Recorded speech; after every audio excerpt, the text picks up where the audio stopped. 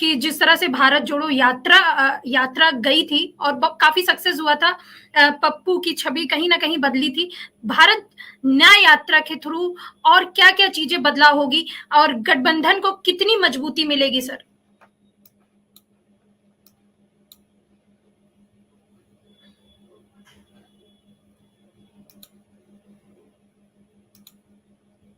जी sir.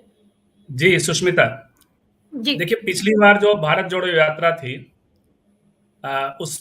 उसे जहां जहां से गुजरना था उसमें प्रायः एक तो कांग्रेस शासित राज्य भले ही ना हो, लेकिन फ्रेंडली राज्य जरूर थे। साउथ के राज्य थे ज्यादातर, और कांग्रेस शासित राज्य भी थे कुछ। तो इस लिहाज से उसका रिस्पांस अलग था। इस बार की चुनौती अलग होगी। यात्रा को लेकर के दो तरह से हम लोग देखें, एक तो ये मैसेज क्या है, और दूसरा रिस्पांस क्या होगा, और तीसरी बात स्ट्रेटजी क्या होनी चाहिए। अभी ये तीनों ही बातें देखी जानी चाहिए। तो मुझे लगता है कि इसका मैसेज तो स्पष्ट ही है। न्याय जब शीर्षक ही है इसका, सामाजिक न्याय भी उसमें आता है, आर्थिक न्याय भी आता है, और सामाजिक न्याय का दायरा बहुत बड़ा होता है।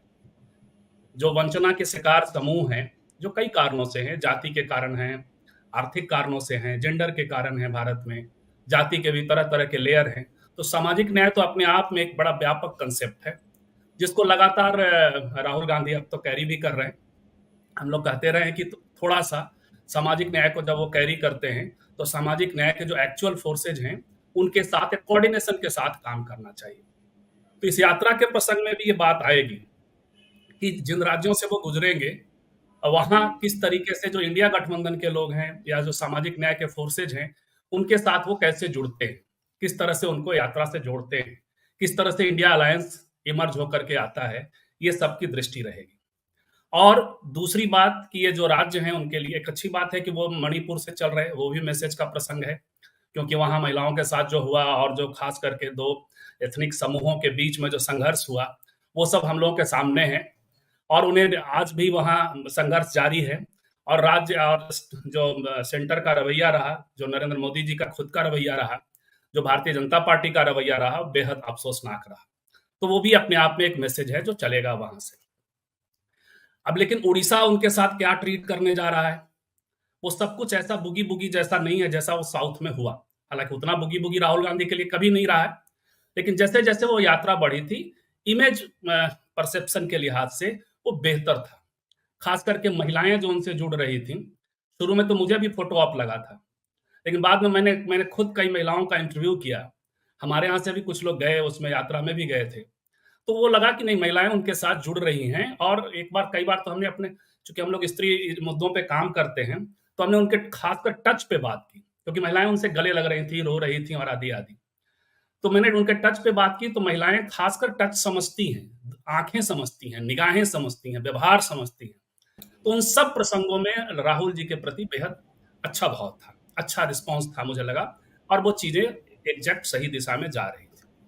लेकिन राहुल गांधी के साथ समस्या दूसरी है, वो है कंसिस्टेंसी की।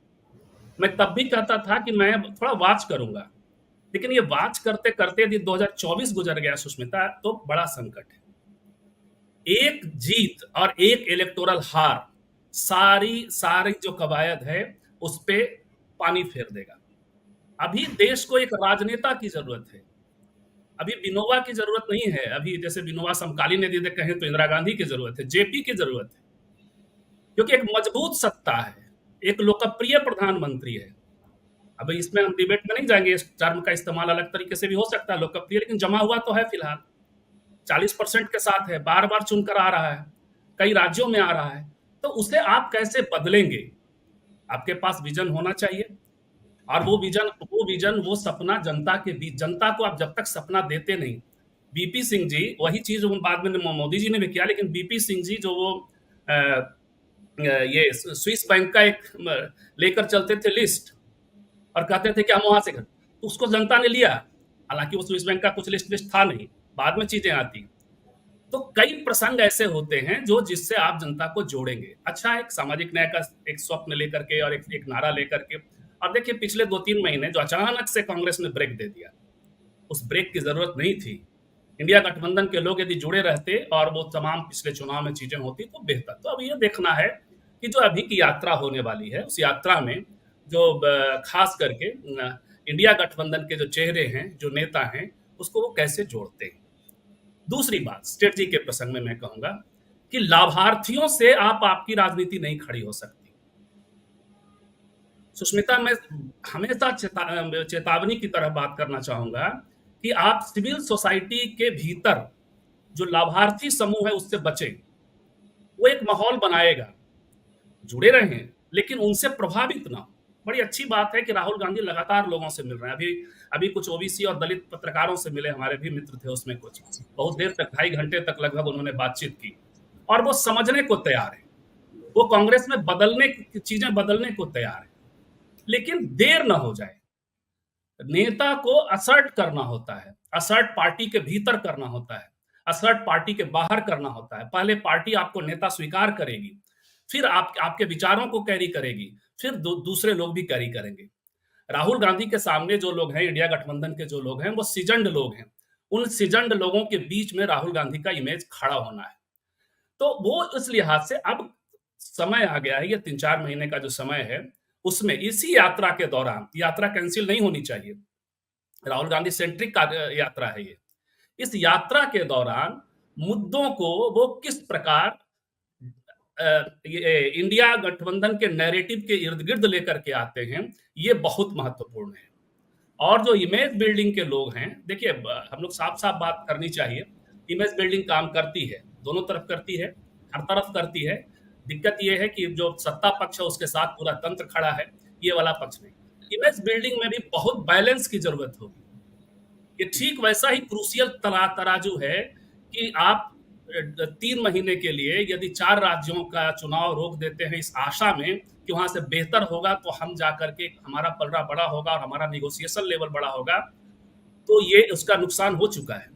तो ऐसी स्थिति में आपको इमेज लेवल भी, इमेज राहुल गांधी का खड़ा होना चाहिए, साथ साथ जो लार्जर इमेज है वो इंडिया गठबंधन का होना चाहिए, और उससे ज्यादा जरूरत है नैरेटिव की।